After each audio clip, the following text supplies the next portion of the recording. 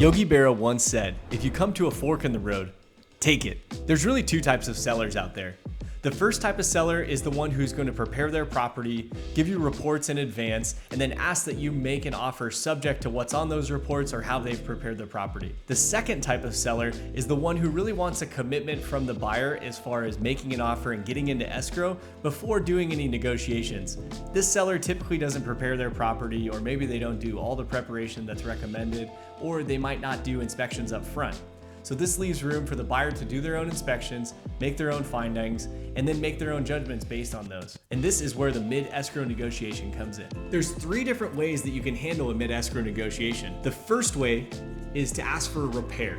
So this is simply getting an estimate from maybe 1, 2, or 3 contractors for the specific issue, and then asking the seller for a specific performance to repair the property with using any of those contractors, or maybe you have one of the suggested contractors. The second option that you have is to ask for a price reduction. This is simply getting estimates for the things that you're looking for as a buyer, and then asking the seller to come down in price. And sometimes there's a strategy involved, whether you ask for the whole thing or a portion of it. The third option that you have for a mid-escrow negotiation as a buyer is a credit request. And so this is where, instead of coming to the seller with a list of things to repair or a price adjustment based on those repairs, you're gonna go ahead and ask for a credit request based on those repairs. So during an escrow process, you as a buyer have to come up with different fees. You're paying points on a loan perhaps, or escrow and title fees. And so instead of coming up with the money to pay for those, if you got the credit request accepted, the seller would pay those on your behalf.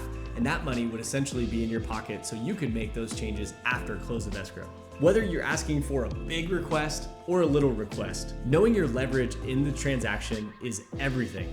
That can inform you about how to move forward and how to strategize to your best benefit.